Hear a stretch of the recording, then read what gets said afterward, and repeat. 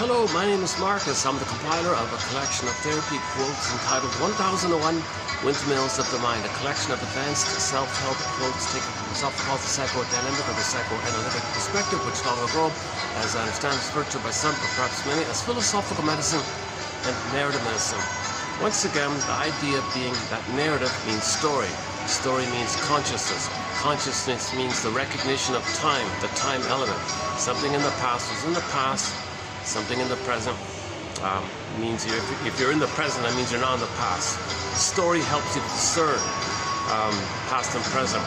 But the issue, it sounds obvious, but the issue is if the baby's traumatized, attachment trauma, weaning trauma, birth trauma, prenatal trauma, relational trauma, interpersonal trauma, strain trauma, ambient trauma, now there's circumcision trauma described by Ronald Goldman on YouTube, a new thread added to our collection here.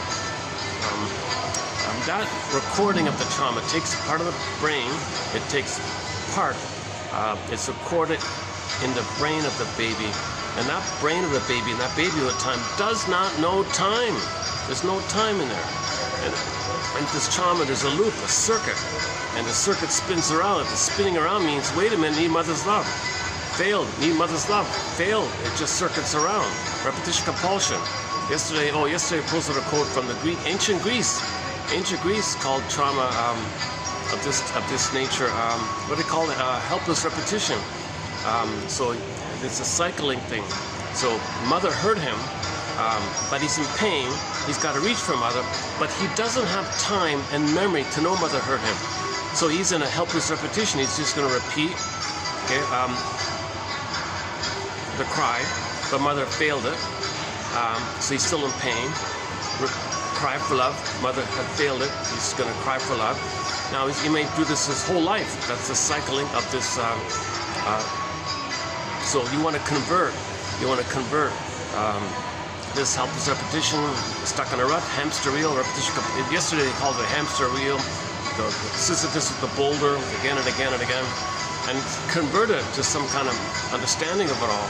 I mean, convert it to a place where you don't need to do that. But in order to realize you don't need to do it, you got to recognize the time element. But the unconscious has no time, and it's powerful, and the baby can't develop through the developmental process without mother's love. So he's kind of cursed, jinxed, okay, wrestling with this destiny, or wrestling with these cards he's been dealt with. This neural circuit, he's driven by this compulsion to reach for mother, failed, reach for mother, failed. He's driven by this energy, all this energy, life force, craving, desire. It's called attachment, hunger, love, hunger, attachment, striving, attachment, craving, longing, striving, constant craving, constant striving, the compulsion to repeat, the compulsion to, he's got to get mother's love, all of his energy, all of his drive, all of his energy is to find, latch on, starts and have that safe connection. That's what he originally needs. All the baby's energy is for that.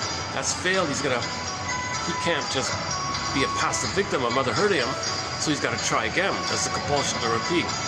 Because just in common sense, if the baby's in pain, he reaches for mother, not knowing that mother hurt him. So in effect, he's a fugitive from the love that he seeks. He's a love fugitive from the love that he's seeking. He's a fugitive from his mother. But he's searching for his mother while running away from her unknowingly. So so I didn't know this in the last video, that somebody pointed out that this was well known in ancient Greece with that term kyglos, K-Y-K-L-Y-O-S, I think. So typically we say repetition compulsion now, right? Okay, so Berger's metaphor, I've been using Berger's metaphor throughout. Imagine that circuit, cry for love failed, cry for love failed. A great hope fell,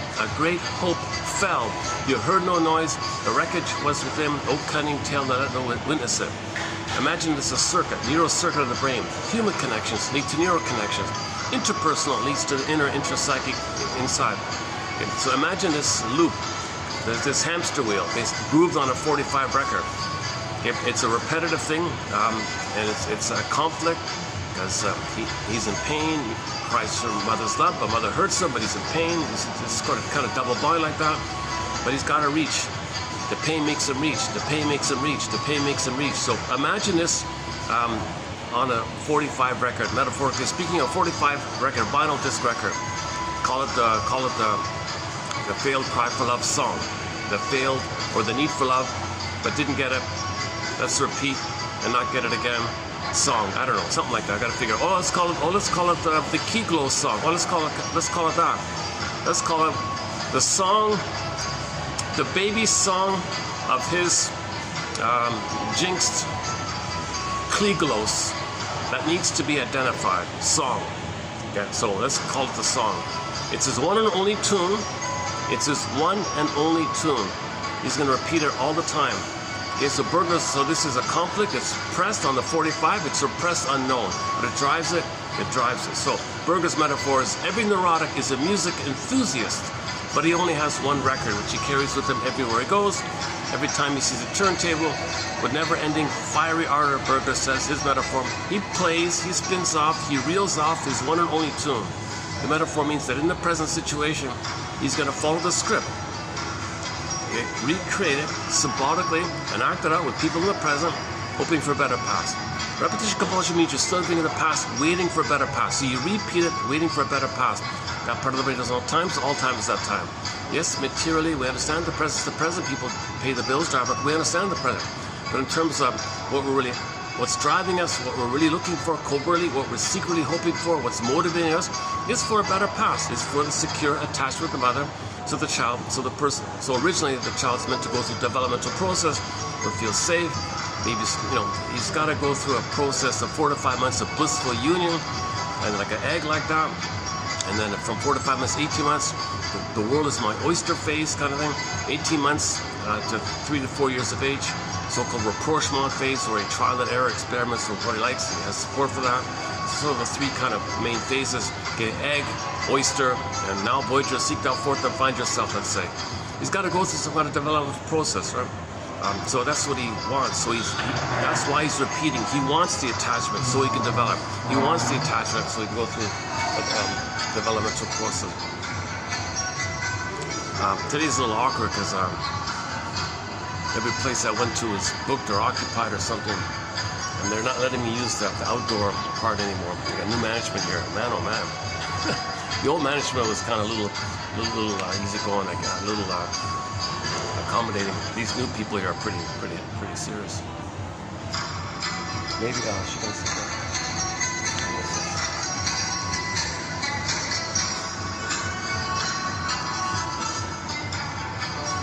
To my surprise, the lobby at the moment isn't too busy. This won't last long.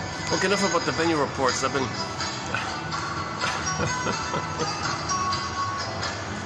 I want to post the quotes. It's all about self-awareness. Know thyself. Self-awareness. Because if we're not aware, we repeat. Mr. Freud's most famous essay. If we don't remember the trauma, we're compelled to repeat it.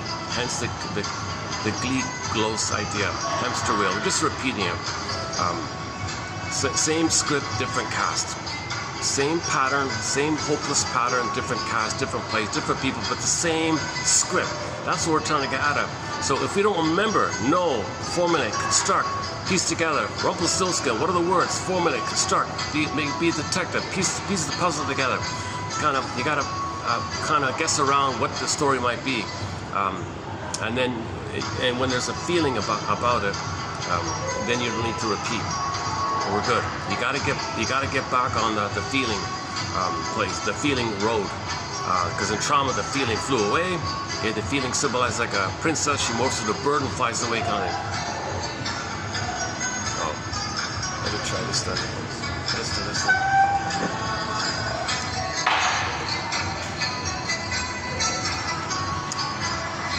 Yeah, the waitress, they have nice dresses here. Traditional. I very rarely come here anymore, but man, oh man, there's something really. One of these days, I'm going to tackle this issue with these huge jumbo screens all over the place. They're all, Jesus, there it is again. And they're doing them. It's all over the place. Like I'll be in the taxi, right, and then there'll be a massive, like 3-story, high-def,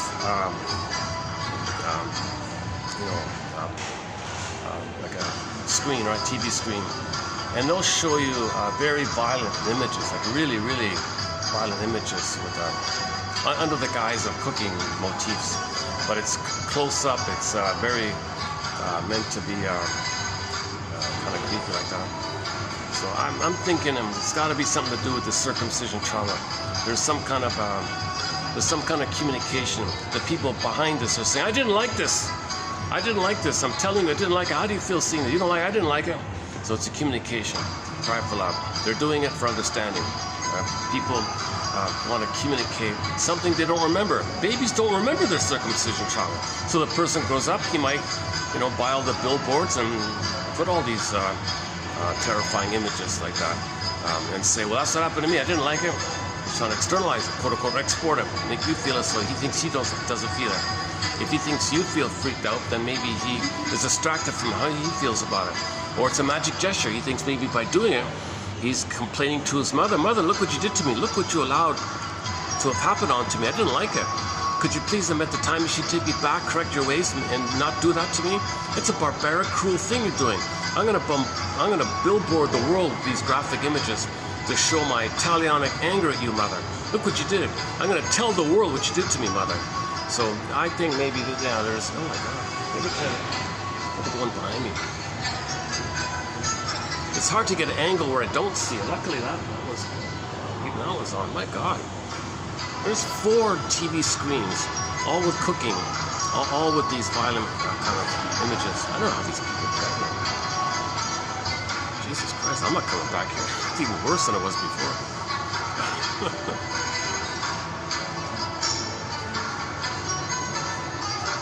And you see it on the ads, and the pop-up ads, and the frightening images, the horror images. So go to Ronald Goldman. I didn't want to talk about it this time around, but go to Ronald Goldman's video material here about the baby bleeding and screaming for 20 minutes. The mother dies inside. She kills her maternal instinct. She can't bear it, so she dies inside because she's not protecting the baby. She has to kill her maternal instinct to protect the baby because somebody ripped the baby and saying, in the name of pillage and plunder, we calcify your baby's soul. We traumatize your baby in the name of plundering and pillaging. So the mothers die like that for this agenda.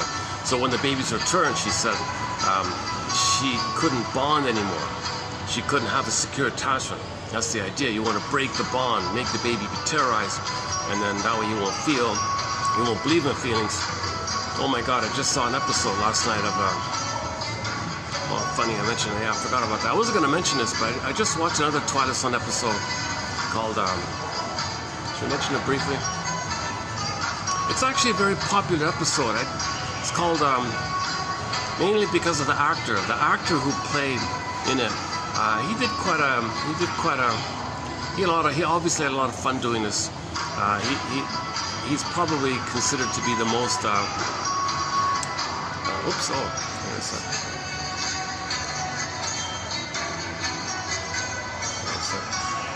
He's looking for something right in front of me. I don't know.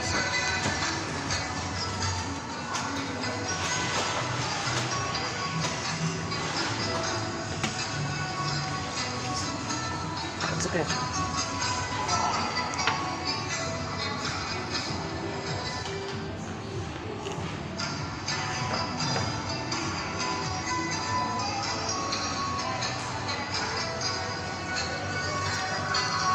I'm not getting her.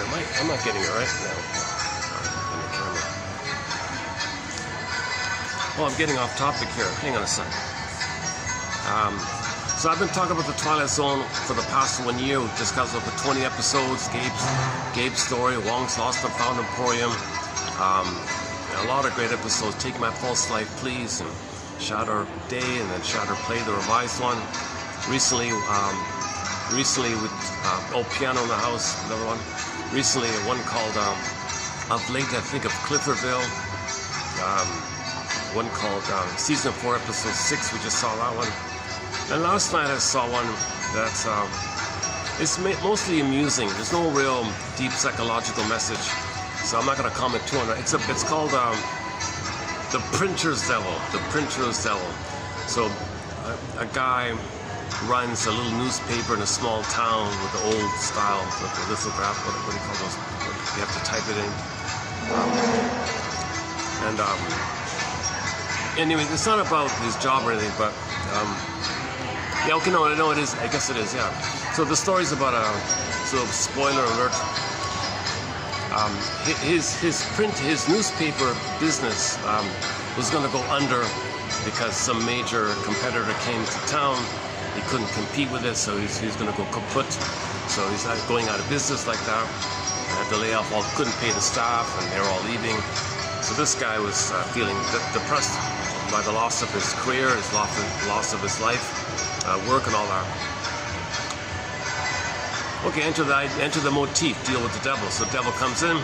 Well, I can help you out if you want. Just sign the paper, give me your soul.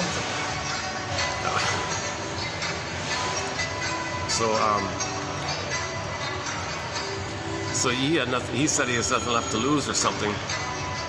So the metaphor is he signed it, and the metaphor means if you make that kind of deal where you're not going to care anymore, you're going to feel a timeless, no time, forever, no time. So your metaphor, whatever little ethics he had left, that's gone, right? So he quote unquote gave up on whatever tenuous decency or ethics he had. That's gone. Made the deal. Now gives it all up, sacrifices it. Now he's going to feel forever in shame by allowing this devil character to take over his newspaper, and he was doing all these terrible things. And that guy was just being used as a front, like a poster boy or something. Meanwhile, this devil character was doing everything, causing all this problem, and he couldn't get out of it. So the message was, when you're desperate, watch out for temptation like that or something. But the guy who played he's the guy that played the Penguin in the Batman, in the original TV show of Batman from the 60s. The actor who played the villain, the Penguin, that same actor revised that role in playing the newspaper guy. He was very energized, animated. I didn't even know this guy. He's the same guy that plays the Rocky coach or something. I didn't know that either. Burgess Meredith or something like that.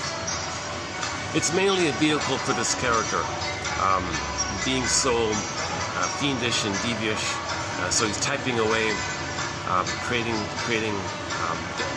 things to sell newspapers and that kind of. So there's sort of a two-level thing. Like on the one side, maybe the shadow side of the newspaper system is some people might create things to sell newspapers, need to be needed. Maybe that's part of it. But the more broader moral of the story is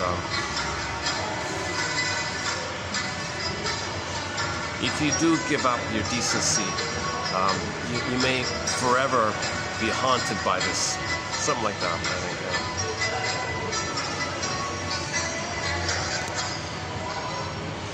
Yeah, let me give this some more thought here. Are we doing it? Okay. She doesn't seem to mind. All right. Let's go. Where are we? So the opening premises were born of body with a budding beauty, emerging self, a sense of self with budding beauty, discussed yesterday. Okay, so we're born embodied like that. But that's got to get frozen, suspended. Through the metaphor, fairy tale says the feeling the feminine princess flies away, turns to stone, okay, gets pulled away. In the Disney film Inside Out, joy and sadness representing the feeling self gets zooped away. And then the stress of survival sensations of fear and anger on the console. So you don't want to live in the survival mentality. You want to live in the live and love mentality where you can mourn sadness for mourning, joy for the blue jay, okay, creativity and heart in the body, and intimacy and sharing, and the delight of living in the present. Oh, back to the record. Every neurotic is a music enthusiast, but he only has one record, 45, which he carries with him everywhere he goes.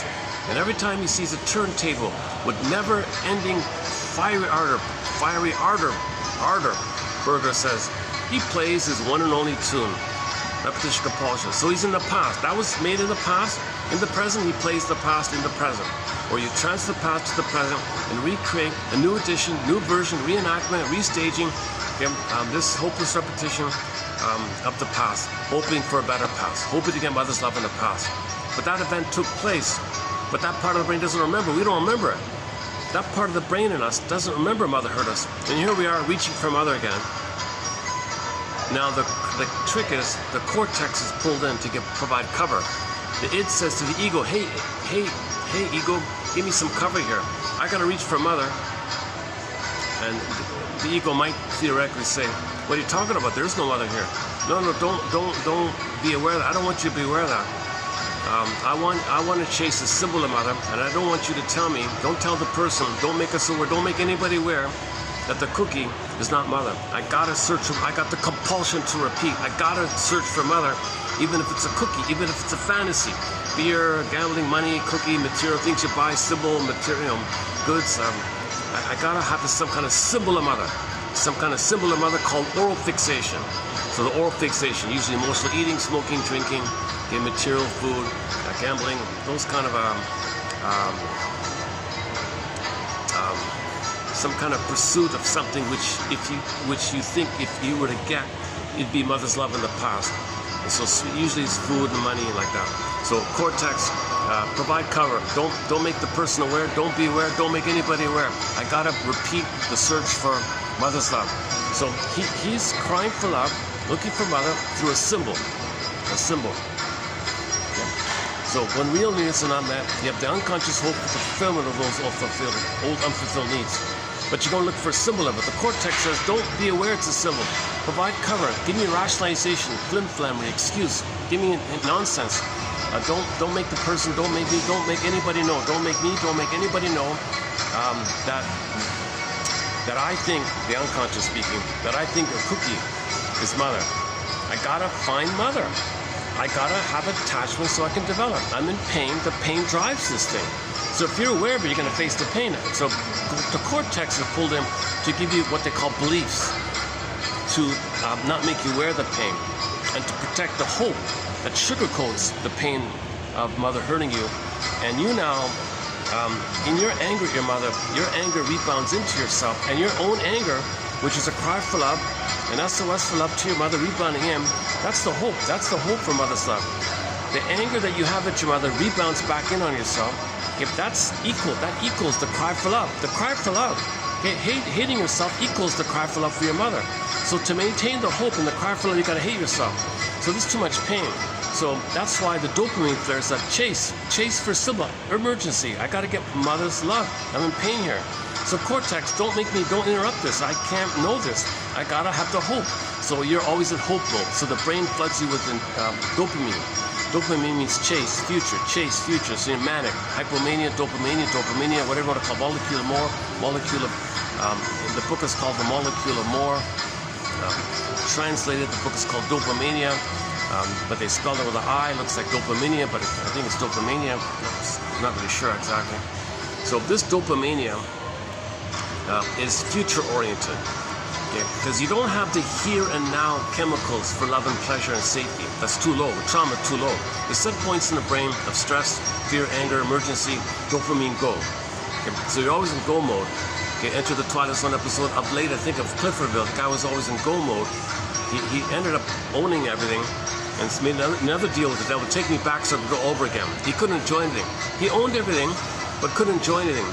Seen one tree, seen them all, kind of. When he had a girl, he's thinking about the next one. He couldn't enjoy, he couldn't love, didn't feel safe, he had to go. The only thing he can do is go. So he didn't have the here and now chemicals of oxytocin and serotonin. So the only quote-unquote pleasure he has is the excitement of the chase, because the chase functions as a symbolic idea that what's going to happen is it's going to fail, you're going to feel the pain again, and when there's pain, you regress the pathological good old days of the uterus time. Now in the uterus, babies have delirious euphoria, oceanic ecstasy, oceanic bliss, and the babies feel an immense amount of safety and happiness and love. Babies are bliss style, floating in love and safety, right? So he's got to trigger that to blip up momentarily the chemistry of oxytocin and serotonin above the set points of stress that he's feeling. So remember, the set points of stress are too high. So he's going to chase. That's what the hope is for. The hope is to chase, to blip up the chemicals of the past above the set that he's feeling. It goes down, chase. Symbol. Symbols functions as what Alman and Paul call ersatz self-object. These ersatz self-objects, or symbols of mother, They function as a triggering thing. They call it ATMs, addictive trigger mechanism. So this is a mechanism whereby you trigger yourself using a symbol of mother, which they call ersatz self-object. That's the fantasy that you got mother, that you're going to get mother. You're excited you're going to get mother. So you're all excited. Dopamine is excitement because you're finally going to get mother. That triggers when you had mother. All you're doing is triggering. You're not going to get mother, but you're going to trigger when you had mother, even if it was just in the uterus. So you want to trigger the old fantasies of the safety you have. The chemistry floods up, blips up. Whoa, okay, feel good. That's what the chase is for. They blip up. It's pain management. There's no pleasure. It's just the relief of the pain you feel. Berger calls this dynamic the sugarization, the liberalization of like this hope. The hope makes you unaware of the underlying pain of your anger rebounding in as a cry for love. So originally, back up a sec, the baby cried for love, stress, mother didn't get it. She was too busy hoping for a better pass on her end. She wasn't emotionally available on her side. Okay, so open a corridor, and there's a 100-hour video on the old cunning tales of why so many mothers are not meeting the baby's needs. Why are so many mothers so blind to their baby's needs? That's a whole topic. The most recent one was a simple one. She said, "Oh, I hate my husband, and you look just like him. You take after him, so you remind me of my hate." Simple little thing. That's just one of hundreds. It's unbelievable. There's so many ways mothers reject their children. It's unbelievable. One mother, that again, 100-hour topic. So, but the common one is she is in her past. The present for her is still her past. She's not emotionally available in the present to love the baby because she has no beingness to do so, no I to do so. So because she never got the I, so that's why she's repeating in the present. And she pulls in her own baby in the drama of her past. So she might turn to the baby as a symbol of her mother. Baby's overwhelmed. Mother, you're not seeing me. How can I fix you? Or she wants to express her talionic anger at the mother by shaming her own child in her anger at what the mother did to her, and does it to the child. Go to the front cover album of Shakira, volume number 2, where of weaning trauma. Okay, so the mother pulled the nipple from the baby's reaching. Go hell, she got that hell yeah look on her face. That's what mother did to me. She gave me weaning trauma. There's my baby. Hell yeah, I'm doing it to my baby. That's the mother doing it to the mother. But doing it to baby. She transfers the mother onto the baby, does it to the baby. Talionic impulse, talionic feeling, like this. So the mother might shame their own child in this kind of manner. It's also a negative magic gesture, showing up the mother, complaining about the mother, exposing the mother, hoping that magically with this omnipotent magic gesture, she'll fix the past or something. All dysfunction is the hope to change the past, undo the past, get the love that the baby should have received in the past. All dysfunction, all oral fixations, all negative magic gestures is the hope for a better past. Okay? Some famous, to vary what somebody said, give thee all hope for a better past. Childhood past. Okay, so back up a sec. So originally, the baby signaled to my mother, I think you understand me. I think there's a connection here. I think you can pick up my signals and you'll meet my needs. And there's a flow and a rhythm of safety and attunement and entrainment, a flow of sweetness, back and forth like that. Mother, it's failed. Mother, you don't seem to understand. Where are you? You're absent. What are you thinking about? You're not present for me. I'm a little stressed here. Are you rejecting me? Shame. I'm fear. I feel afraid now. It's the tension, fear, stress builds up, snowballs. The final pathway is the anger. So finally, the baby's going to signal his need for mother's love via anger. Mother doesn't get it. Okay, enter the anger character. If you visit the film Inside Out, he pops up and the anger pops up. And then the flames, when the flames pop up from anger's head, imagine those flames spelling SOS. Mother, you see how the letters spell SOS? I'm not criticizing you. I'm not saying you're a bad mother. Nothing like that. This is my distress. I think I'm going to perish. I'm in peril here. This SOS means SOS. I'm signaling my desperation that I need your connection. Mother says you're blaming me or something. Mother doesn't get it. Gaslights the baby. It rebounds in. But that SOS anger Okay? Fury or rage is a cry for love. Anger is a cry for love. The baby's fury and rage is a cry for love, but it rebounds in. Now, when it rebounds in, it becomes destructive. His own live-love cry becomes destructive, because in the live-love cry, he became desperate, and he had fantasies to devour the breast, control the breast. Now it's a cannibalistic oral rage idea, but it's going on in himself. Okay, now, the imagery of this, his own energy going in, cry for love turned to anger, fury. Imagery is the guy with the horns, because the baby takes the breast. The baby understands one breast, but two nipples, horns. Okay, and then he's enraged, mother's enraged. He's got to take him, mother's got to take him. So this image in the head, the guy with the horns, Satan, devil, whatever you want to call it, if that's just a symbol that sizzles up, that appears in the baby's brain in his fantasy of his rage. The baby's rage is put into fantastical imagery in his mind called primary mentation, that represents his anger rebounding in himself. Now he's hating himself, attacking himself, criticizing himself, berating himself, and hating himself. But that's the cry for love. To maintain the cry for love, he's got to hate himself. So he's waiting, and he's going to continue to hate himself, waiting that one day, someday, mother will love him. It doesn't work.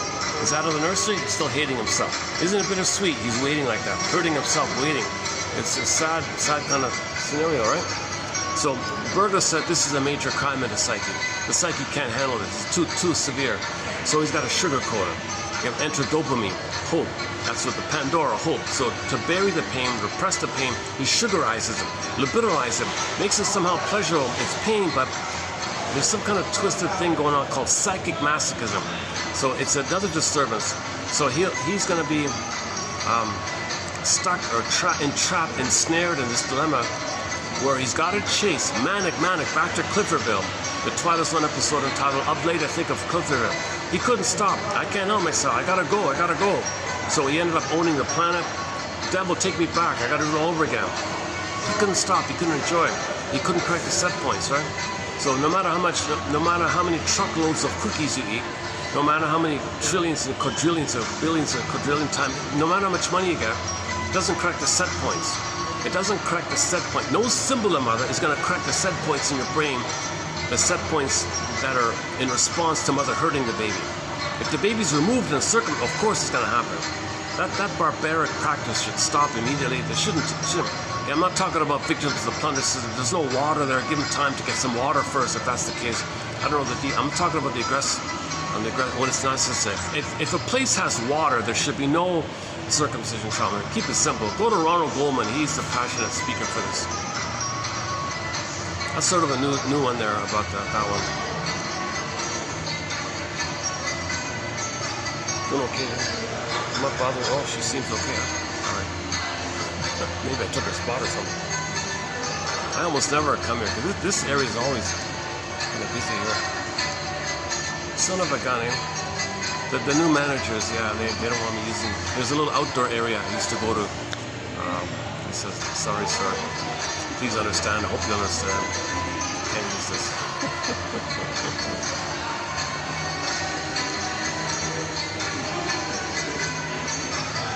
Yes, sir.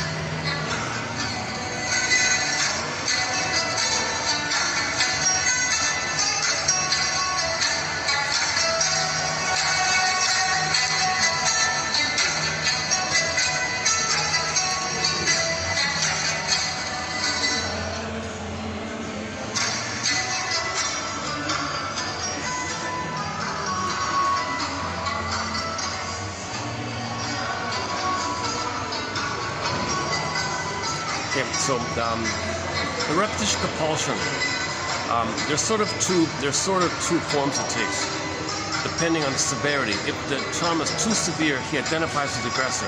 Faustian deal, Faustian pact, Faustian bargain, identification makes the deal with the devil. Okay? So these stories about the motif of the deal with the devil, okay, it comes from psychology, where the baby becomes the mother, has mother's power, but he's got to shame himself because mother shamed him. So if the mother wanted fusion, the mother wanted oneness, the mother wanted the baby to be one with her, where the baby is going to be a symbiotic, merged one for the mother, and she is hoping to get nursed by the baby. So he's stuck in the tar pit of this fusion. That's the only way he can have a mother, is to be stuck in this place. So he's got to mirror her, imitate her, be like her. But what is the mother doing? He's shaming him. So he shames himself to have the oneness.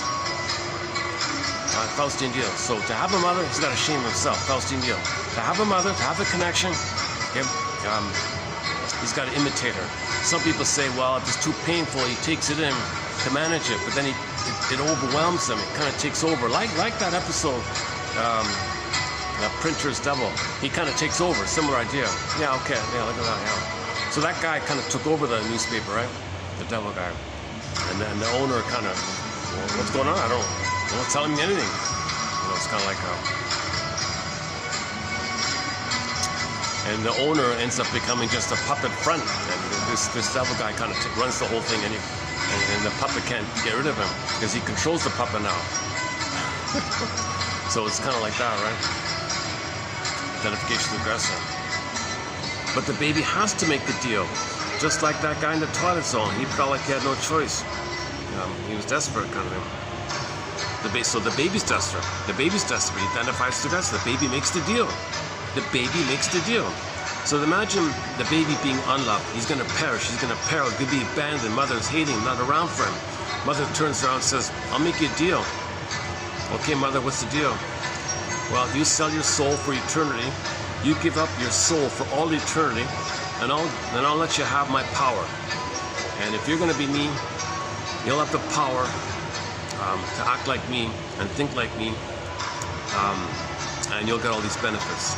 Because you won't care about others, you won't feel for others, and you'll have this perverse, shatter-footed humor, and you'll have a devilish kind of attitude or something, and have that kind of power, and you're not going to be bogged down with feelings or ethics or morality, because your soul is damned for eternity.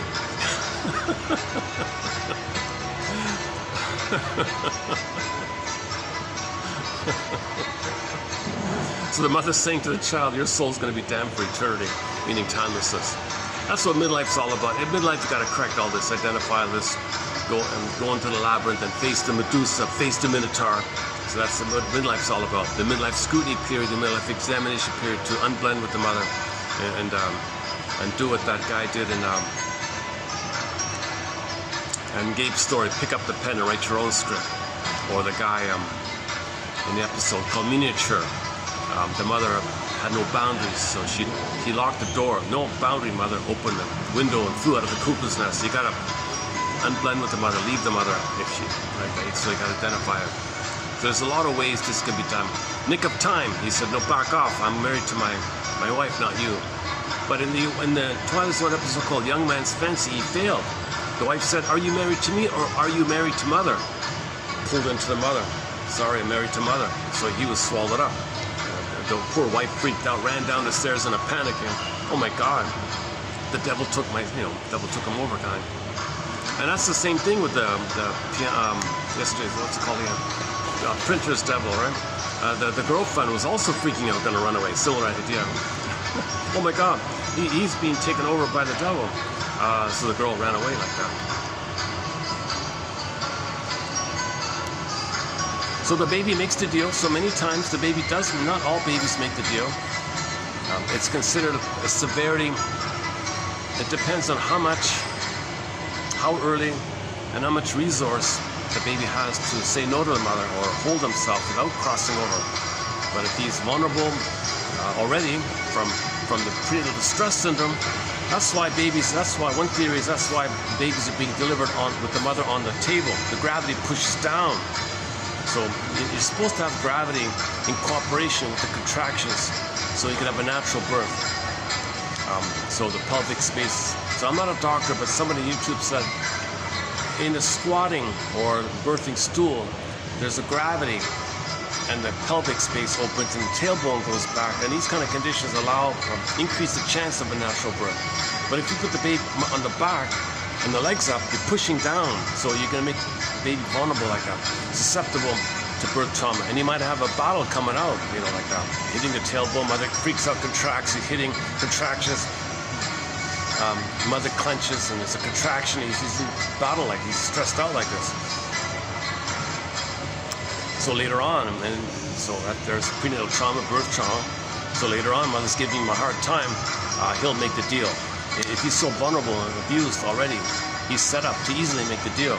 So if the baby makes the deal, he crosses over, identifies the aggressor. So in the 45 record, the person who crossed over, the person who made the deal with the devil. Now again, the devil is really the baby's anger pooping to that image. Monsters of the id. There is no devil. The mother's not the devil. The devil just means the baby's anger. Okay, it's in the primary mentation. There's like in dreams, things condense. So you got to condense like a dozen different things, put it in a shaker thing, shake it up with ice cubes, and poof, you got a guy with the horns. Okay, so as mentioned before, baby's enraged, mother's enraged. Mother has a monster of it on her end. Baby picks up that. He's creating his own monster of it by his anger, his need, seeing the mother as one round, two nipple, I think. Now, a minotaur is like half and half, right? So the development wasn't there. Why is it later on we say the raging bull or something? Well, maybe in the storytellers will have to pick something in nature that was enraged, charging, dangerous, and had the two spikes for the nipples. That'd be the horns. So it could be the goat or the horn like that. The bull or the horn usually.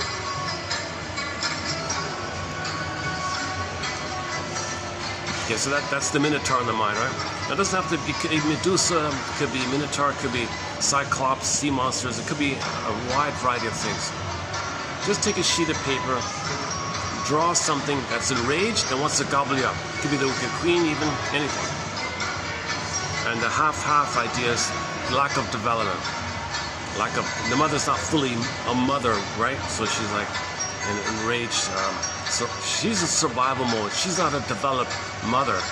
So psychologically speaking, she's operating out of like a jungle mentality. So she's half animal and then half human. So if she hasn't fully reached the human, quote unquote, when humans how to be human, because she's too traumatized. So that's one theory about the Crimea idea. Why is half and half? Anyway, it's just an image. It's in the mind. It myths and fairy tales are not true on the outside. They're true on the inside. And the way to know it's inside is because you project on the outside and say things like that, make up stories like that. No, it's within. When you hear stories like devils, that's within. If you're fascinated with the story about the devil, well, that's within. You're enraging your mother. If you're fascinated with the story about the devil or something, that means you were enraged at what your mother did to you. So you gotta be a detective. Hey, mother, what's going on here? What happened at my birth? What, you mean you didn't hold me or something? I was removed? The cord was removed? You didn't let the cord stay? You mean the cord was removed and the placenta was removed and I was put in another room or something? Was there skin to skin? Did you hold me? You didn't even hold me? What's wrong with you? What the hell? Oh my God, things make sense, right? So you gotta piece it together.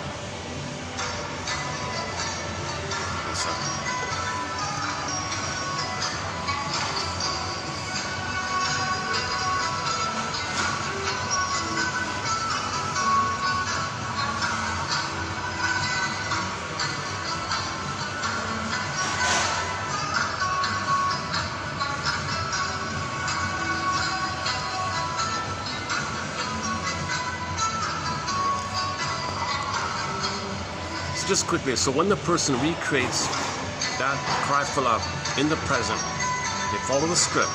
The script says mother hurt him. When he replays that role in the present, same script, different cast, he doesn't want to play himself anymore. He already crossed over. He's going to play the mother. So that means he shames himself. Now that's called repression, too much pain. So enter externalization, projection, scapegoating, blaming, externalize. You got to externalize as a defense to not feel it's within. So in the replay, you find someone else on the outside who shows anything related to the quote-unquote development, feeling, being who he wants to be, anything about the quote-unquote developmental human place. So find somebody, anybody on the outside. It could be anybody, really. And then cast that person into the role of you in the nursery. And you play the mother in the nursery. And you replay the script in the past to the present.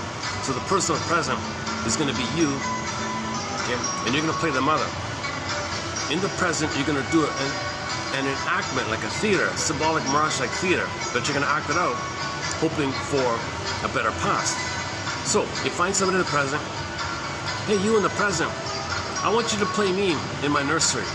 I want you to play the role of me wanting love. I'm going to play the role of my mother rejecting me. So you're me. I'm the mother who rejects. So in the present, I reject you because you're me and I'm her.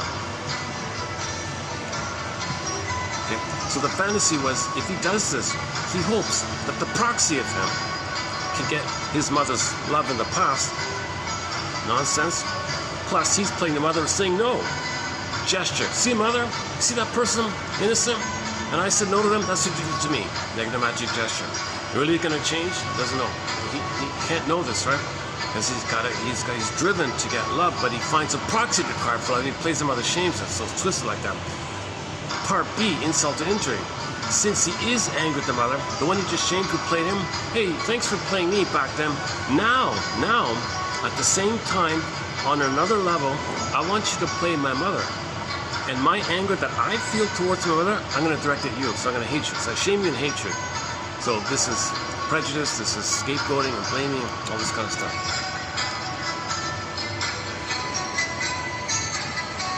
Well, she seems okay. She's typing away, all right. I don't see you go. Normally I probably couldn't concentrate with somebody yapping on the phone nearby. I guess I could go somewhere else. Well, I could maybe. There's a table just right there.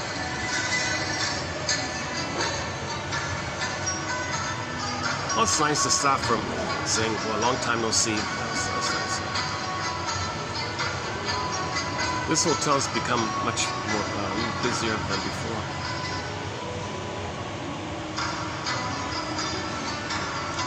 Okay, so you can see how kind of sad this, how tragic this is.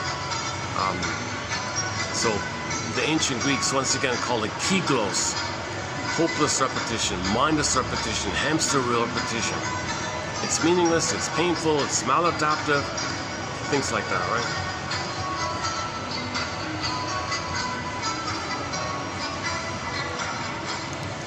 Now, the reason the devil is always like laughing at when bad things happen, because others are him. He feels the tension release. Somebody's him, he's not him. Someone else is him. He's the mother. Tension release. Ha ha ha. He laughs. So in these devil stories, the reason he laughs at the misery of others is because others are him, and he's the mother. Mother got some relief. So in the superiority theory of humor, the way the person gets tension relief. So tension relief is the humor, but the way stingers, the personality patterns that arise with the identification of aggressor are umbrella stingers. The stingers, bully pattern, narcissistic pattern, Iago pattern, etc. Passive-aggressive bullies, passive-aggressive narcissists, and waif narcissists, clinging vine narcissists, turtle narcissists, voyeur narcissists, and so on. Don Juans and Donna Juanas, etc. So they learned the prototype. Mother got some relief when she shamed the baby, used the baby to comfort her. She got some pain management, she got some relief. So the tension she felt, she got some relief by rejecting the baby. He becomes her. So whenever there's tension, and then you feel safe for the moment, the mechanism of the discharge of your tension is the humor thing. But the stingers only feel the tension discharge, the humor thing, when someone else plays their vulnerable soul and they play the mother. Because they're the 45 record, they're playing the record. When they play the record, they're playing the mother. And if they're playing the mother, they laugh when others are diminished. They feel safer. Enter the line from the TV show Stony Brook, episode called Jody, an Asperger's kid. They were picking on him, the Asperger's kid. Why are they bullying me? Why are they doing it? The reply, well, some people need to find ways to make themselves feel better. That actor, by the way, is the same guy who played the episode Miniature we just talked about, Miniature, the guy with the mother complex. He's the guy that flew out of the cuckoo's nest. He's the guy that closed the door and flew out of the cuckoo's nest. Same guy.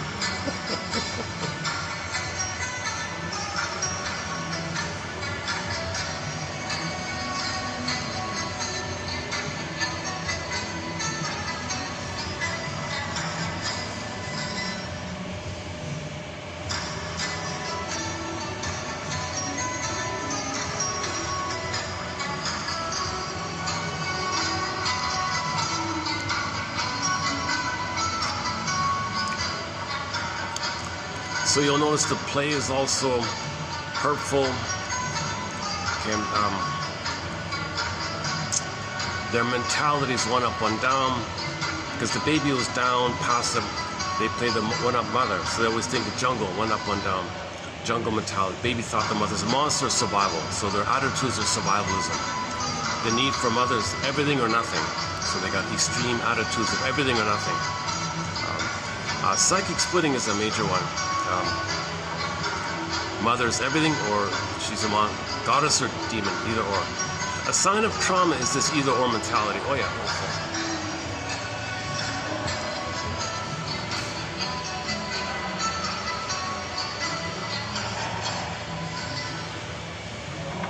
Actually, I just found a quote this morning. Yeah, sir. I just found a quote this morning. It's about that. So one symptom of trauma is this either-or thinking. From Donald Kalshed, his name pops up a lot. Donald Kalshed. So this is I'm doing a preview of 3205 for this one here. Early trauma survivors. Early trauma survivors. So all babies are trauma survivors. I mean, all traumatized babies are trauma survivors. Developmental trauma, attachment trauma, etc. Early trauma survivors who have been driven out of their inner worlds. Okay, so enter the Route 66. He said to the lady, "You feel like the hermit crab who fell out of the shell. You're the crab who fell out of the shell that keeps marching, stomping and marching. The shell, it fell out, the fleshy fell out." Interesting metaphor. So our feeling self flew away. Frozen woolly mammoth.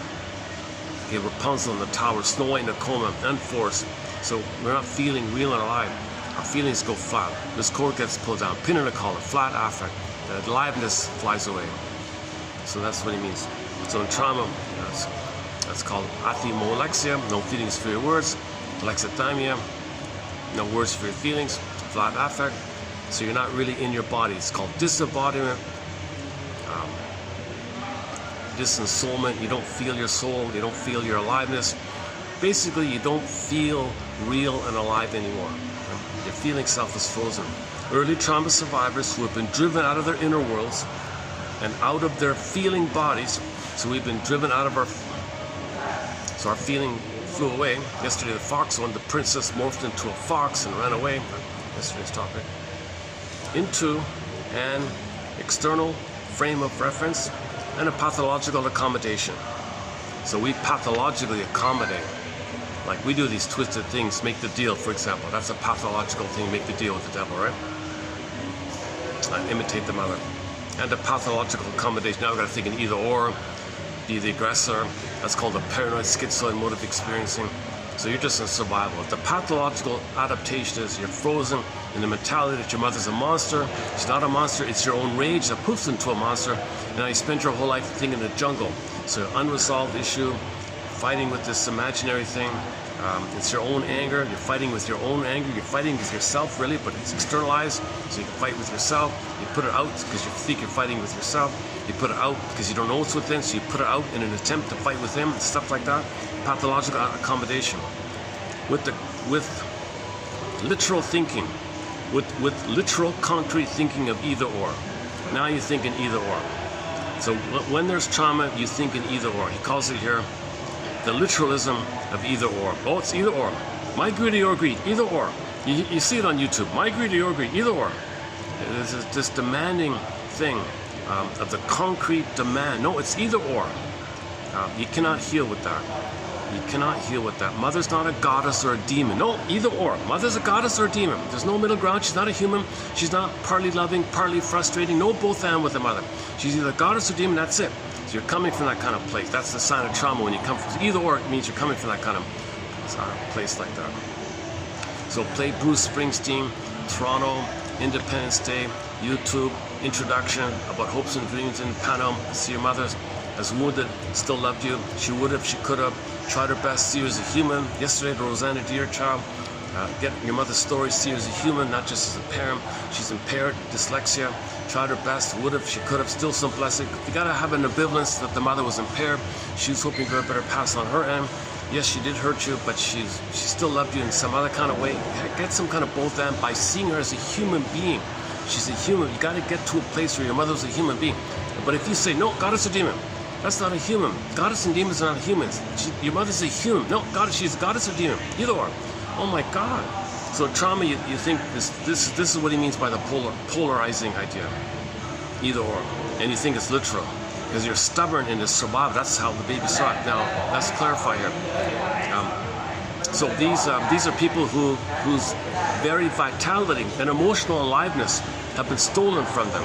Yeah, so the aliveness has been taken away from you. The aliveness, so your princess had to fly away. So that's just what happens. It just naturally occurs or something. So you could think about, how do you phrase it? Just, that's the natural response to trauma, or your mother did it to you. She didn't actively do it to you, but she hurt you and that's what happened. So anyways, and then your response to trauma also deprives you of your feelings, right?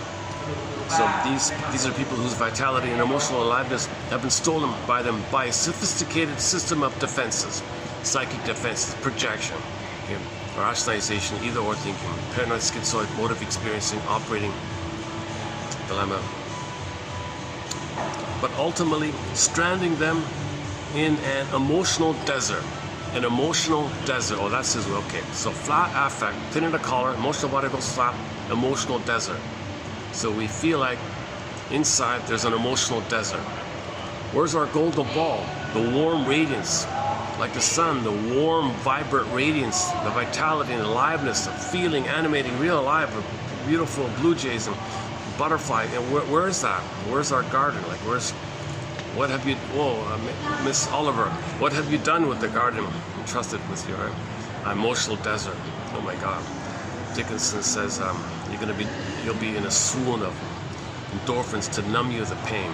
So you're now in this barren, inner barrenness, right? Inner barrenness, emotional desert, right? That's the trauma. We don't feel, our vitality is gone, right? Cut off from their emotional vulnerabilities. Okay, the quote-unquote more human side of being, the feeling self, the ontological self, the sensitive self. You're cut off from that. You don't even know what you feel anymore. And therefore, you're going to be removed from what's unique about you. Where meaning comes from the expression of what's unique about you, but you don't even know that because your eye is not there anymore. Your ontological self is exiled, your feelings are exiled. So how do you know what's unique about you if you don't have your eye? So these children, all of us, all traumatized people, according to Route 66, we all have it. So everybody's a survivor, right? The Homo traumicus. These heroic survivors of childhood trauma have learned to play all the notes written for them by the outer world. So we play a role, we do what mother wants. Yes, mother, yes, so we play the notes, but the music is gone. The music is gone. And they don't know how to get it back. That's not a bad description of trauma, this new one here. Mr. Kalsha, yeah, one of his better ones.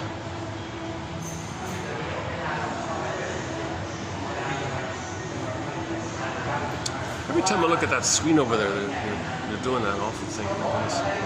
I'd say every 5 seconds they're showing you circumcision. Something that's as violent and as disturbing as circumcision. Oh, you don't see the bleeding, right? You don't see the blood and all that.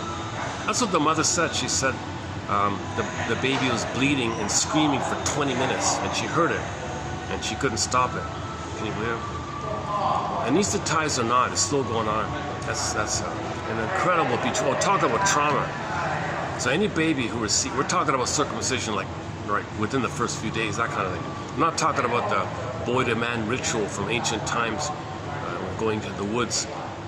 All right, man. You got to separate from the mother. You got to join the world of men. We're going to make it dramatic. Make sure you connect with the world of men. You got to teach you stuff. Inside of you, there are 2 wolves. So you learn about life. One wolf wants to understand and develop. The other one, there's a part of us wounded. And there's a cry for love called hate. Who wins, Dad? The one you feed. The one you feed. Do you feed understanding? Do you feed curiosity? If you don't, you're feeding the other one. So that's different. The ritual from boy to man, that's different. We're not talking about that circumcision. We're talking about the one like in the first couple of days or something. Well, again, Ronald Goldman. His book is called The Hidden Trauma. I haven't read it. I don't know if I can. Oh my God. Just hearing him on YouTube is dramatic enough. But you know, he did inspire all these groups out there. Like there's a lot of groups raising awareness about the cruelty and the barbarism, the savage thing. Well, in the name of pillage and plunder, you know, we got to do this to plunder. Oh my God. So they do like those Greenpeace things, you know, those dramatic displays, right?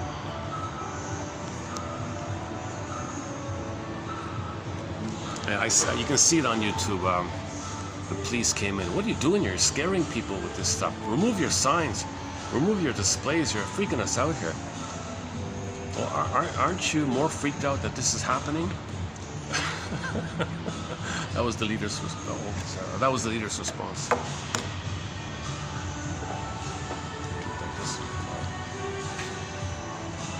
I think she's a regular though.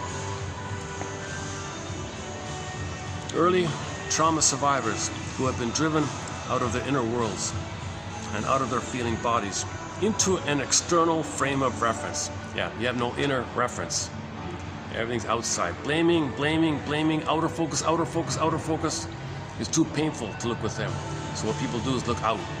That's called externalized living. Blaming, scapegoating, looking for an excuse, looking for somebody to blame, looking for somebody to play you so you can mock them, so you can be your mother. You're married to mom. Faustian deal. If you're married to mom, you're outer focus. You can't be inner focus. Good. The act of making the deal is too painful to be inner focused. So you're always outer focus as a defense against inner focus. If you don't have any kind of inner focus, you're not feeling, you're not present to yourself, you're not in your body, you're not making sense. Your doing is distorted. So Woodman's line is the wounded feminine leads to the distorted masculine. Kristen Wilson's line is, if you're not in your body and you don't have your sense of self, your inner reference of sense of self, then you're not making sense. Literally. And it's disembodied discourse that causes all these problems. So all this disembodied activity out there, it's a manic cry for love. It's a manic cry for love by searching for symbols of mother, by doing to others, to communicate what was done to you. An Italianic idea. Symbolic acting, repetition compulsion, all symbolic acting out, repetition compulsion, oral fixations, etc. It's a cry for love. It's a cry for mother's love specifically. Mother's love specifically in the past, in the nursery. That kind of love called attachment, called secure attachment. So all this nonsense going on, it's code for I want to. The inner child in me, baby, my nervous system still wants that. My nervous system still wants the connection with the mother. Early trauma survivors who have been driven out of their inner worlds and out of their feeling bodies into an external frame of reference and a pathological accommodation with the concrete literalisms of either or thinking. These are people whose very vitality and emotional aliveness have been stolen from them by a sophisticated system of defenses designed to save them and protect them from further trauma. Oh yeah, so the positive intention of doing all this is the baby's got to protect himself from whatever worse that would take place. So defense mechanism, you're defending yourself, you're protecting yourself from a worse situation, right? So if anybody's dysfunctional, the idea is to be grateful that you adopted your dysfunction, because it would have been worse if you didn't do it. Designed to save and protect them from further trauma, but ultimately stranding them in an emotional desert. So the price you pay, you're going to live and be stranded and alienated from yourself, a stranger from yourself, living alone in an emotional desert. So we all feel like constant tourists. We're not at home with them. We don't feel at home with them, right? That's the Odyssey story. How do I get my home? I want to find home. It means the inner home.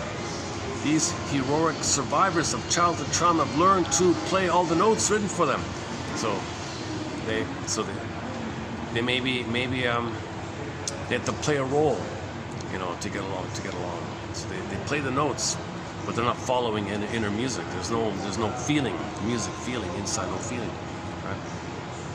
But the music's gone, and they don't know how to get it back. Well, when you realize it's gone, then you go on the journey, as famously known as the hero's journey. So you're a hero to survive. The adult version is you're going to go on the hero's journey. So enter the labyrinth. Okay, so you need a thread. The East Coast could be a thread. Emily Dickinson, lantern, night vision. Okay, reflecting shield, Perseus. Sort of discrimination, sort of discernment. You got to discern. The symbolic needs, defensive needs are there because real needs are not met. Discern how what you're doing is fantasy based. You got to discern. So when you go into the labyrinth of the guilt, when you go into the labyrinth, the unconscious, twilight zone, door, next stop, beyond, next new world, underworld. When you go inner, okay, when you do this deeper thing, midlife scrutiny period, midlife examination, audit period, called the second journey. Heroes. It's like an inner referencing. So that's the metaphors. You're going to look within. Then that's shadow, dark, forest, unknown. That's why it's forest, dark, scary, unknown. What's going on here? Right? So before you get to the core issue called the Minotaur, or the Medusa, okay, the mother, right? Mother complex. Before you unblend with the mother, identify that you're enraged at her, and you know, leave the cuckoo's nest, right? Grab the pen. Before you can do that kind of thing, okay, you gotta first enter the someday the someday labyrinth. Within the main labyrinth is the someday labyrinth. All these somedays. Oh, someday if I shame others, mother will feel badly and apologize and get it right. Someday a cookie will be brother's love. Someday if I tell the world what I wanted as a child, maybe that'll happen.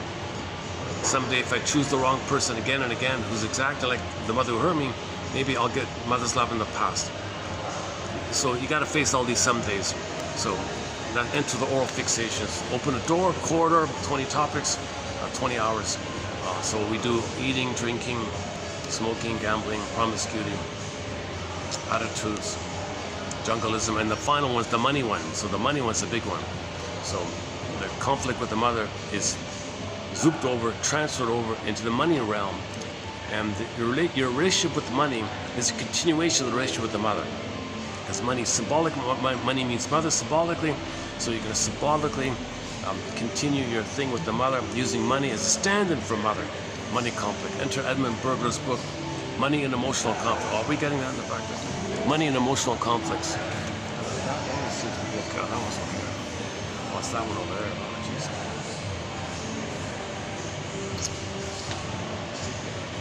This is okay. Let's try this. Okay, and then so in another Twilight Zone episode called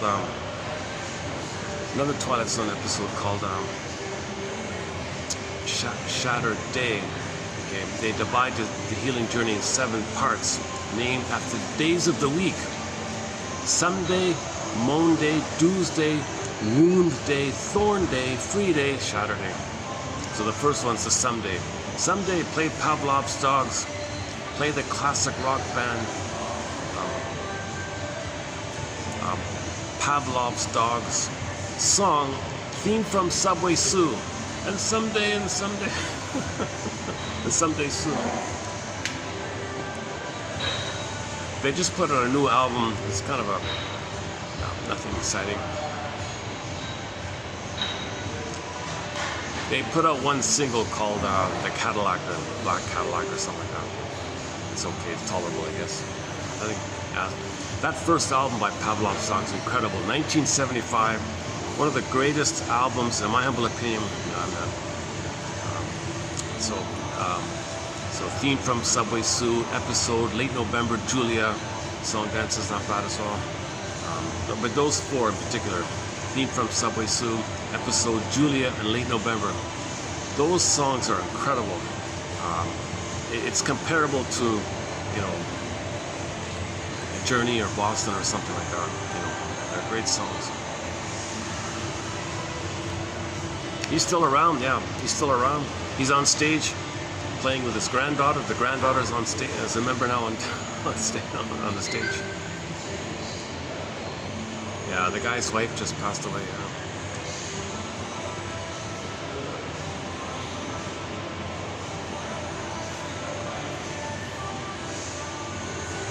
He chased. He tells a story on stage. Oh, never mind. Okay, Pavlov's dog, David Surkamp.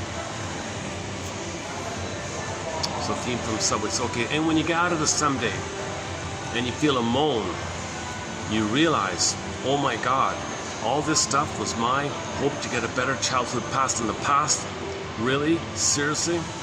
Okay, you gotta feel some kind of moan. If you get some kind of moan, okay, you're on the track. That means you're kind of on the track. Then you got to go to the doomsday, the guilt one. That's another major 20-hour topic about unconscious guilt, the labyrinth of the guilt complex.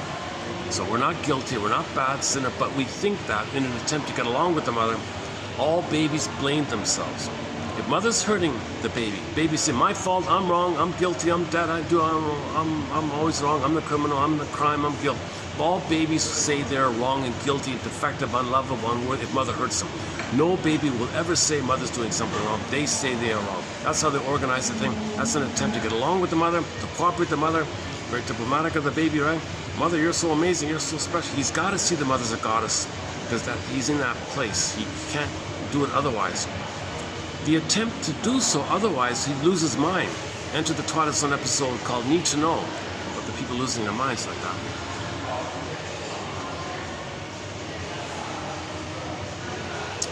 Do it like that, just I wish they'd turn off that awful screen. Maybe I can.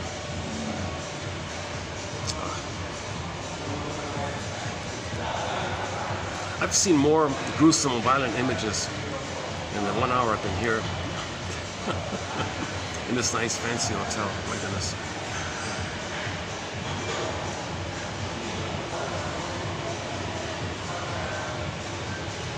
I guess it's supposed to be promoting the in-house restaurant or something. Does that work? So some company must do that, right? Like they must hire some company. They must buy some software. Oh, you want customers to, or maybe it's a condition. Maybe it's a condition. You have, like, who in their right mind would try to promote a restaurant with images like that?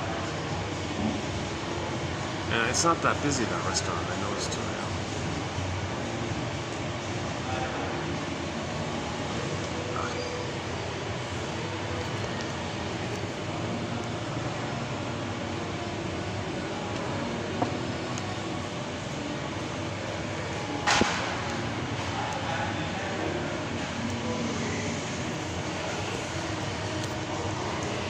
So for the guilt one, we discussed two Twilight Zone episodes.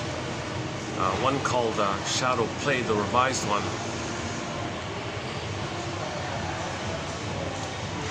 and a new one called what's it called again? Oh boy.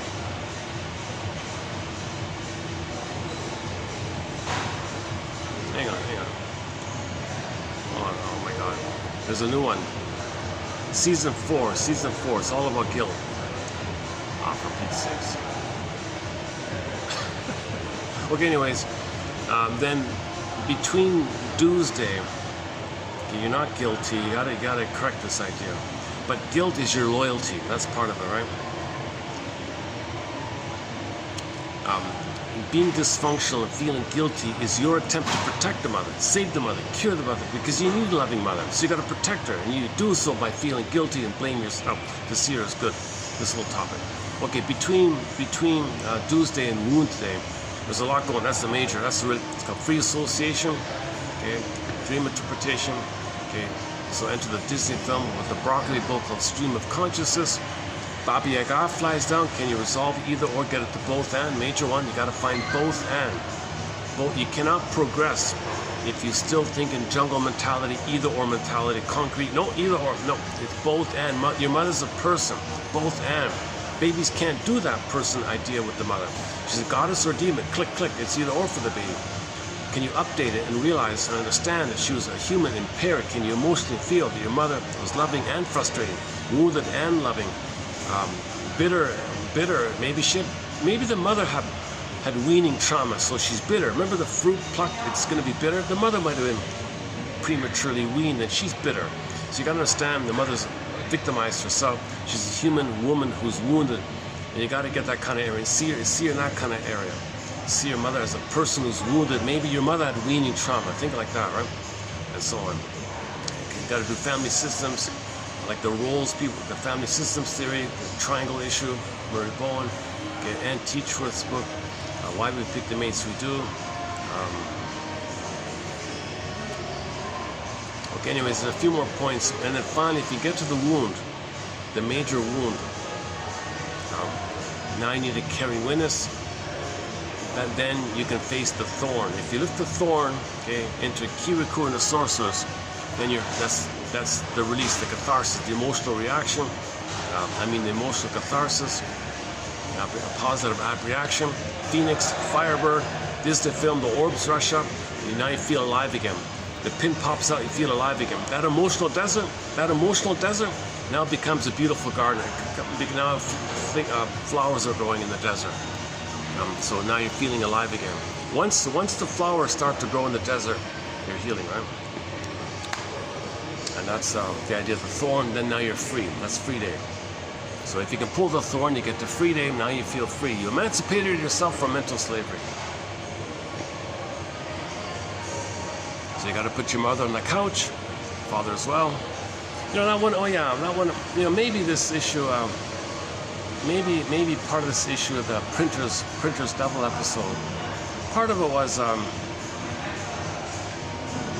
it didn't really show it too clearly, but there might have been this issue of the devil guy is this playing this bratty kid, and the owner's like a father, and he's got a girlfriend playing the mother, and he wanted a close relationship with the girl. There might have been like a slight reference to that. No, probably not. Not in that episode. No, he was just being a typical. Correction. The devil guy flirting with the girls, and she objectifies women. He thingifies women. Doesn't see women as humans. He categorizes women in like on a scale thing. Oh yeah.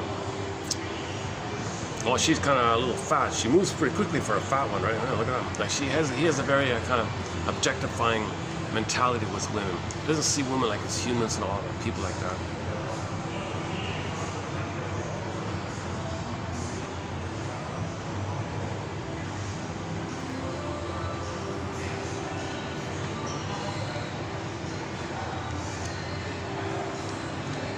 In the comments section, every time there's a Twilight Zone marathon, that one's always in there. I never heard of it before. Okay.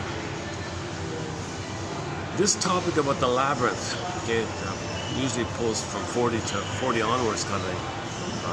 It takes more time to run through it. Let me check the time here. I'm feeling a little absent-minded, sleep-deprived here today also. 4:30. Yeah, I've got about an hour here. Since I've got this up, why don't we take a peek at this? Oh here we go.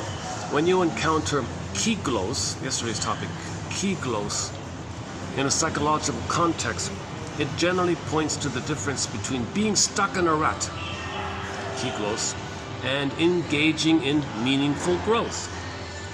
Meaningful growth.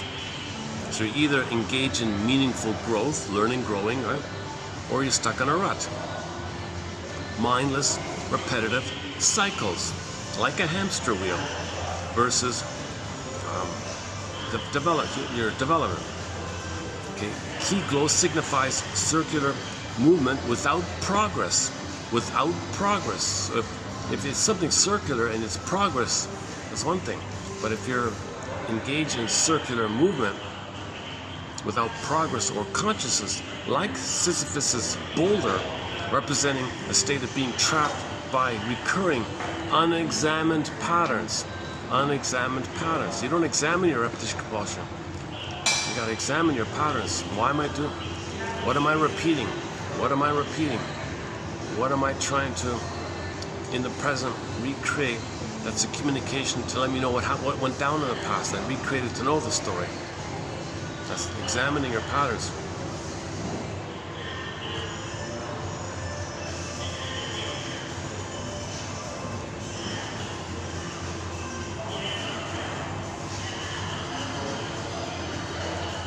One self-help lady said, when I have felt or still feel my anxiety, and my anxiety makes me worry too much, not sleeping and etc., I remind myself I'm not that 5-year-old little girl anymore.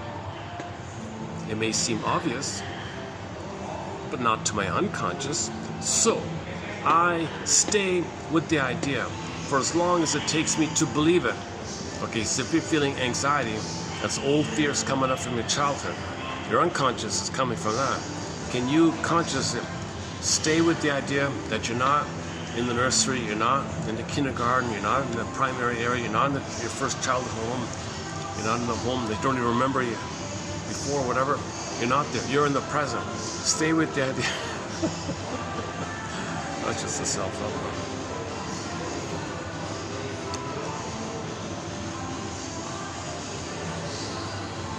Okay, so the ones below, let's just go to, so today we're doing a 65, right? 3165. Okay, these are master sins, yeah, okay. Okay, these are some good solid quotes by one of our mentors, James F. Masterson. So what I might do is let the phone read it out, and I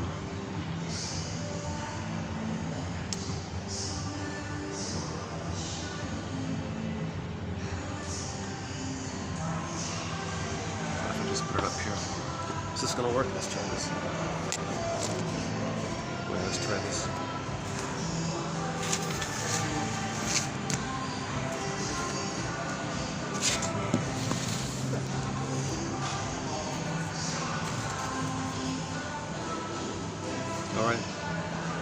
Okay, Masterson. So here we go, 3165. Hopefully it's gonna read out properly. Let's see.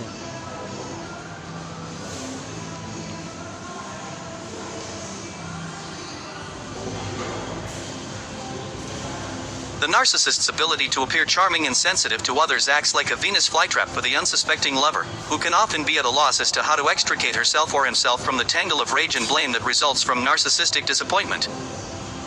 The more reinforcement that life provides the narcissist in terms of success, money, power, or prestige, the more the narcissistic personality feels entitled to a mate who will provide the same.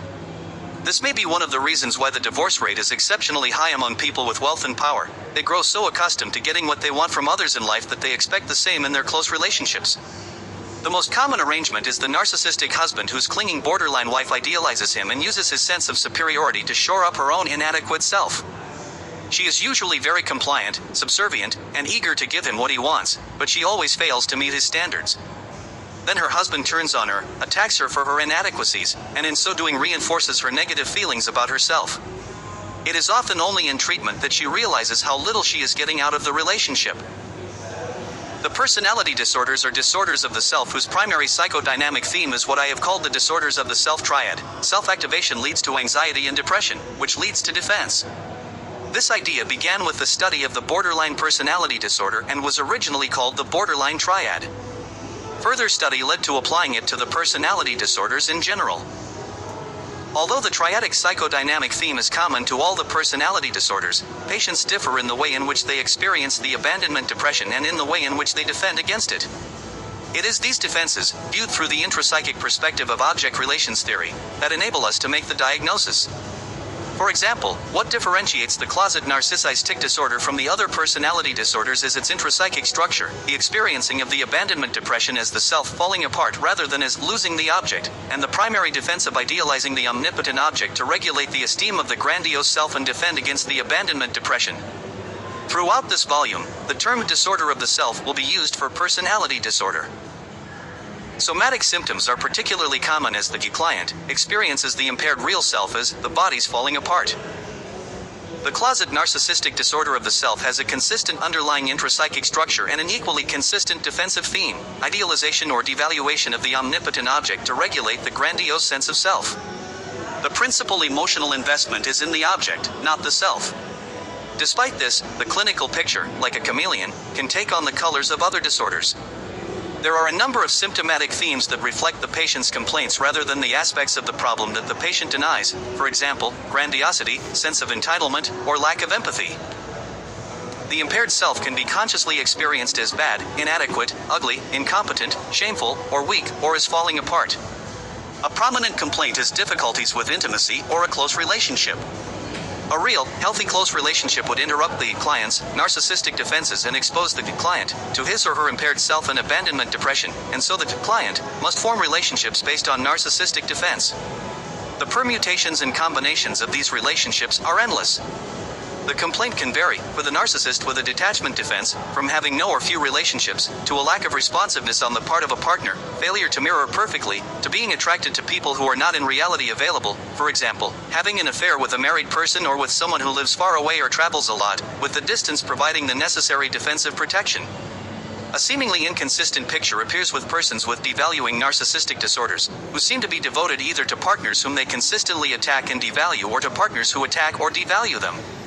They undergo recurrent experiences of instantly falling in love based on sexual attraction, and then being disappointed in falling out of love as the relationship matures. Also, attracted by the other person's money, power, beauty, or sexual appearance, narcissistic supplies, they may evince a genuine feeling for the person that quickly leads to disappointment when the quality that attracted them disappears. J.F. Masterson, TQ 3165. Okay, so submitted for your approval and consideration. Quotes below. I'm gonna take it outside for a bit. Hold on a sec.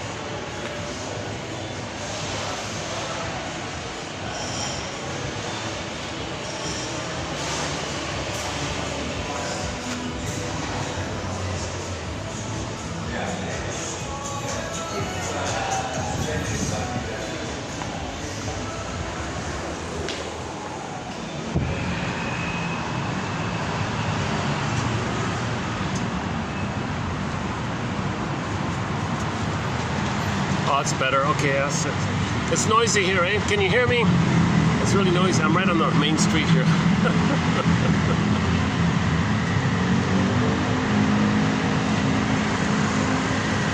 That's okay.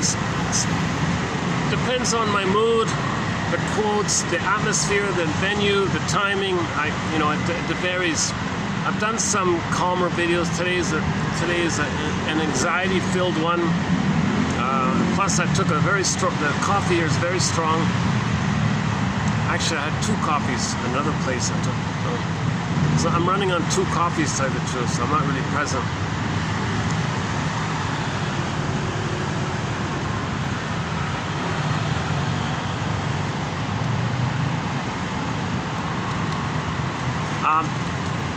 In the shorts section in the channel, you'll find 2 shorts on Masterson's work. One called Masterson's quote, mirroring interpretation of narcissistic vulnerability, very important point.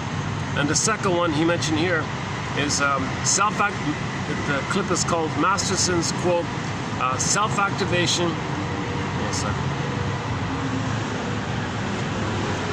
Okay, again, there's a video clip entitled Masterson's quote, self-activation triggers abandonment depression, which leads to defense. Now, those are two critical areas, I think.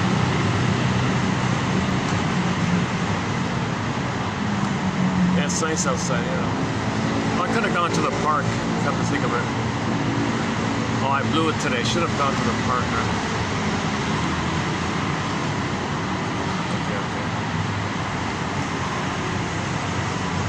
No, yeah, okay.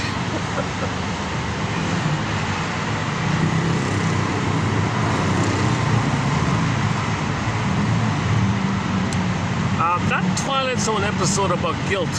Hang on a sec, I want to get the name of that. Hold on a sec.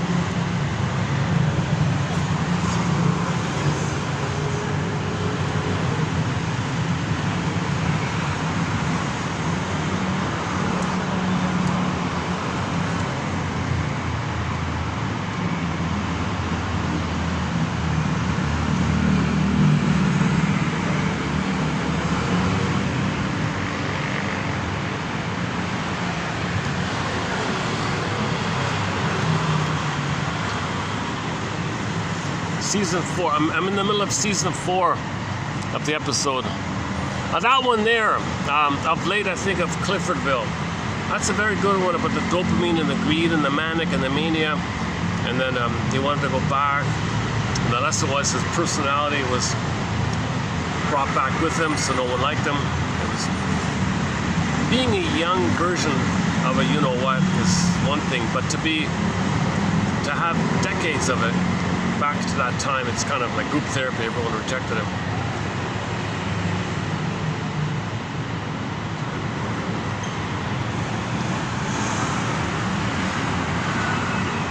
Oh yeah, number 9, Printer Seville, that one there. Miniature.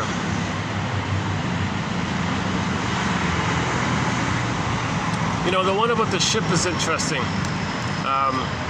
So these three astronauts went to space looking for other planets to colonize and all that. They crashed, but they didn't admit it. Like, the astronauts couldn't believe they crashed, so their minds are kind of floating.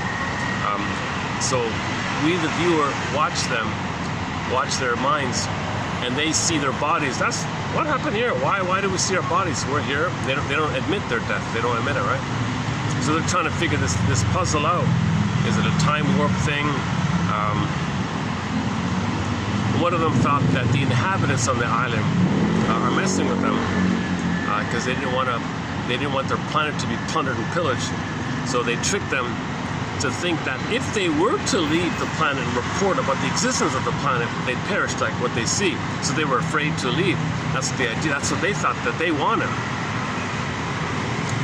They came around and said, no, that's a hallucination, and they're tricking us. So we wouldn't leave, so don't report it. So don't worry about it. So they flew up, and so they took off. It was okay, right? Then the guy said, wait a minute, we forgot to take samples, so let's go back. They went back, and they saw it there. What the hell? It's not a hallucination? You mean we're actually goners? And they didn't want to believe it, so the whole episode was about accepting. It was like a delayed onset of what happened. It was like a delayed reaction kind of thing. So sometimes the consciousness is like a ghost floating around and it goes laid to rest. So basically it's about 3 ghosts. Jack Klugman was the annoying leader of the thing. The guy from The Odd Couple, right? Interesting. That had, for me personally, that's the most surprising ending. I kind of like the idea that they said that the indigenous people found a way to protect their planet like that.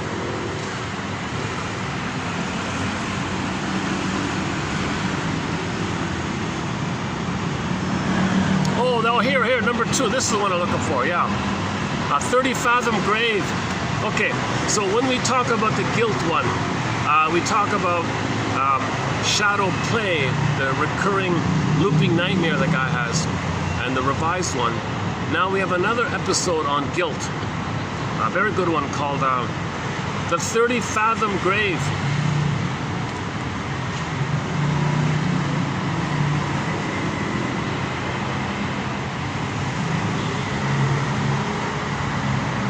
This one here, number 2, The 30-Fathom Grave. Man, oh man, yeah. So as a child he felt guilty, right? And then in his 20s, due to a misunderstanding, he had what's called survivor's guilt. And that fused with his childhood guilt. He had an immense amount of guilt. And then when he was 40, he was reminded of the 20 event. And in that time of the 20 event, he's hearing something that he forgot. This bell, this knocking. So it's in his head. Somebody was knocking, right? So he's hearing it. Now when he's 40, he had an abusive boss, and that boss wanted one mind of that group. So if he heard it, everyone heard it. So everyone was hearing this thing. One guy kind of joked and said, "Are we just hearing what he's hearing?" Is that? So they were hearing this mysterious knocking. It didn't exist. It was the memory of him hearing it so strongly because of immense guilt. He had a lot of emotion, an immense amount of emotion, childhood guilt, survivor's guilt, and he's hearing this knocking, which represents the both guilts. So they were all hearing this knocking, right?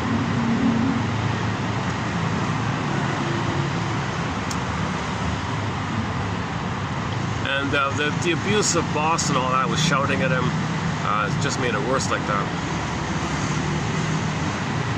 So the survivor's guilt thing wasn't his fault, but he thought it was his fault. Although it wasn't his fault, but it fused with his childhood guilt or guilt. There's a lot about guilt like that. A very good episode on guilt.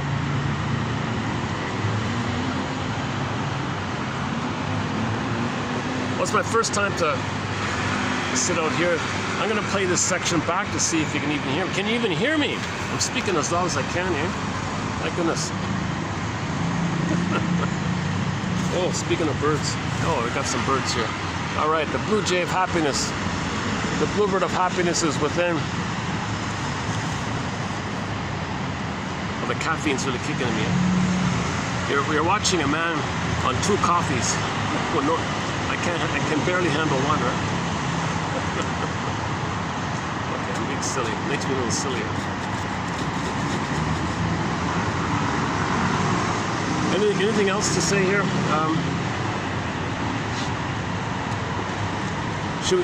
Should we run through the masters?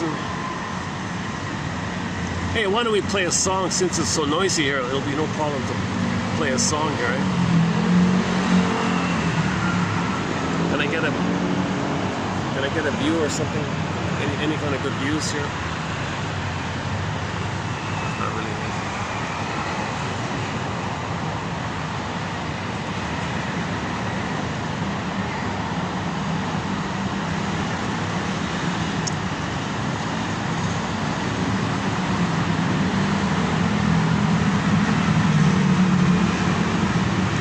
Thinking about whether to just play a song and wrap it up, or to wait a while and maybe I got a new round of ideas or something.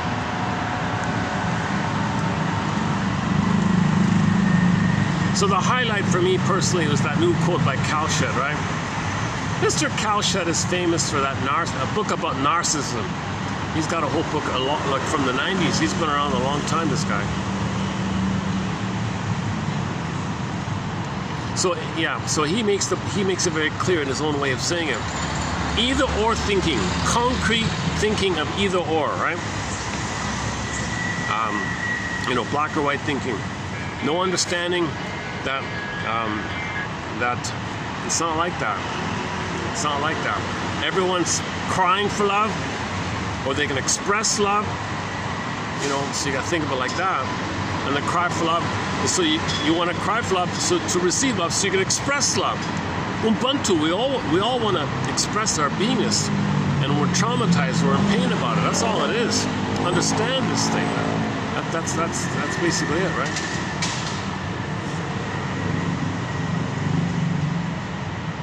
Yeah. Okay. It's gonna be okay. Let's just pick a song. Let's pick a song, and we'll wrap it up here for today. Let's pick a song there. What do we have? A new song by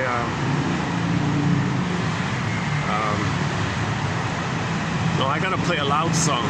Let me play the loudest song I have. Yeah, the German rock band. What's it called? Passion and Crime or something.